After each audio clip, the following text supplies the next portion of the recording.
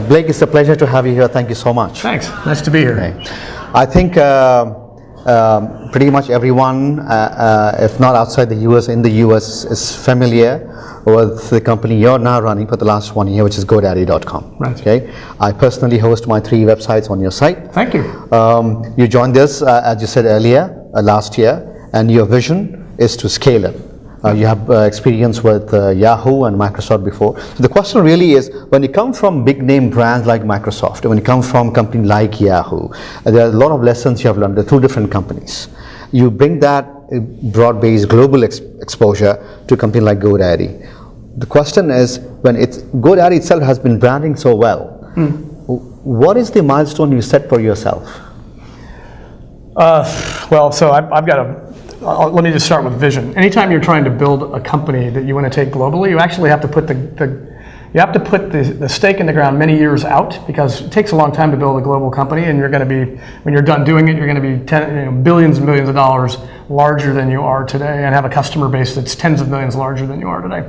So you start with a big vision. Our vision is radically shifting the global economy towards small businesses, to make it easy for people to easily start, confidently grow, and successfully run their venture, whatever that venture happens to be. So knowing who those customers are, and the thing that's most common between Yahoo, Microsoft, I don't care if it's General Motors or GoDaddy, knowing who those customers are and what you're going to do for them is the most important thing. So we've segmented our customer base very precisely. We know who our customers are. We know what they want. We know people like you that have 3 websites, and they're all a little bit different, but they're all dreams that you have of turning into something that's wonderfully special. And we know that's what we do for people. There are tens of millions, if not more, people around the world that are trying to do exactly that. And it's our job as a company to enable them to do it. Whether it's getting a domain name, building a website, running email, doing their taxes, helping them do their finances, helping them connect with other people that are like them in their own businesses. That's what our job is. And to do it with a global platform that is localized, globalized, makes it feel like it's in your market, in your backyard, and that we know you and we know your customers as well. And we can help you.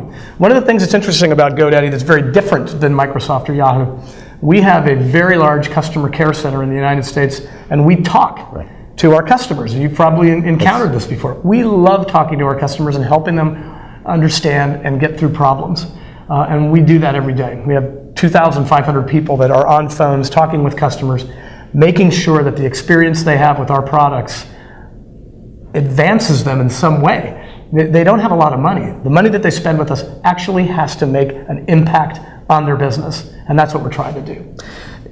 Taking this further, you talked about enabling customers. Yeah. They're not just hosting their websites like myself, or they're just getting the domain names.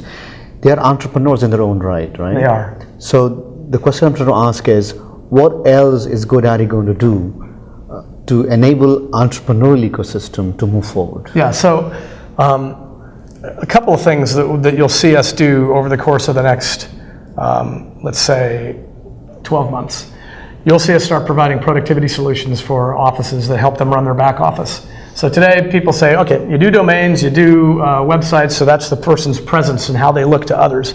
What we're going to be doing is actually building, not necessarily building, but partnering with companies, building some of our own and partnering with companies that actually do great productivity software today. So they get that great service, they get an end-to-end experience with us with one account, with one name that says, I've got mail, I've got spreadsheets, I've got all the other things that I need to do to be productive in my business, and they can get all that from us. So helping them run their back office, helping them appear to be a giant business. An invoice goes out, it looks professional. A proposal goes out, it looks professional. Doing that for people in a way that makes them feel like, I'm a giant business, I'm not just a little guy, I'm big and I'm proud of it. That's what we're doing. Let me take you back to your Yahoo days and Microsoft days, right? You have played the role on a global level. You see technology evolve. People, move from one to the other platform. What I'm trying to ask you is, when you look out as a leader, as a visionary, where do you see, because everybody talks about mobile now, right? Yeah. Everybody talk about cloud.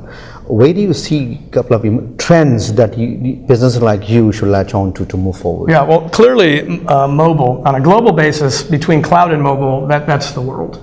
So smartphones are getting much less expensive, Android technology is becoming almost as cheap as feature phones now. So you can imagine building a website on that device, being able to build that website on the device and have the device that you've rendered on that website actually do a great job on multi-screens, whether it's a tablet, whether it's a PC, whether it's on that website. What you can also imagine is having a reseller or somebody who's just on the street saying, you know, I'm going to build you a website for your business. I'm going to do it right now. How's that look to you? Let's go see what it looks like on a big screen. Are you happy with that? Because I know you couldn't do this yourself. Let me make that for you. You want to name it? It looks pretty good. Let's go ahead and name it. What's your business name? Let me take that name and we'll apply it to the website. The guy doesn't even know he's buying a domain name. He's just having a place on the internet. Do you want mail now? Let me do that. So this becomes the device that is essential, if not vastly more important than a PC in the overall ecosystem of success for small business. And if you think about the ability to discover and find people, I'm walking by a business and I happen to have Yelp and it's a restaurant. I actually want to know not only where that restaurant is, I want to know what's on the menu, I want to know what the specials are, and I want to be able to see that list and see it refreshed on a daily basis. We're actually doing that at GoDaddy. Building a service that allows you to update a list of items, whether it's a menu item, whether it's a list of services that you provide, if you were a physical therapist as an example, and have that list updated and refreshed and have it pushed out to every listing service on the planet. And that's something that we're doing that we think is a very, very important trend that we bought a company this year called Loku in San Francisco, 24 MIT PhDs that are really, really brilliant guys and are building that technology and capability for us. The last question is about entrepreneurship leadership. Entrepreneurship is having faith in the risk that you're willing to take now as a business. Leadership is empowering enough people to move forward on the faith and the vision that is designed by you. So you have played both the roles.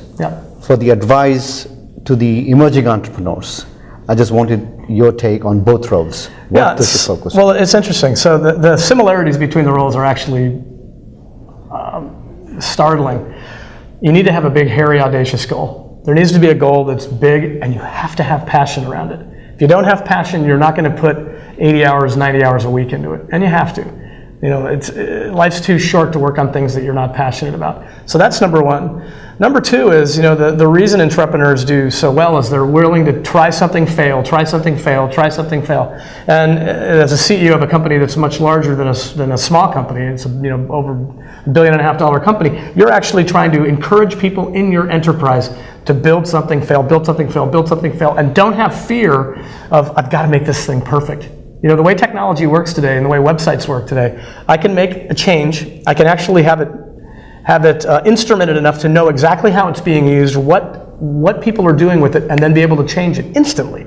And to be able to build that kind of agility into a big business allows you to do things that a teeny entrepreneur can do. And I've always been a fan of the word intrapreneuring, which is allowing people inside company to have an idea, build something that's different, try it out, see if it works, and if it doesn't, well, you know, go back to the drawing board, try it again. And trying to build that sense of it's okay to make some mistakes, but you don't want to make the same ones over again.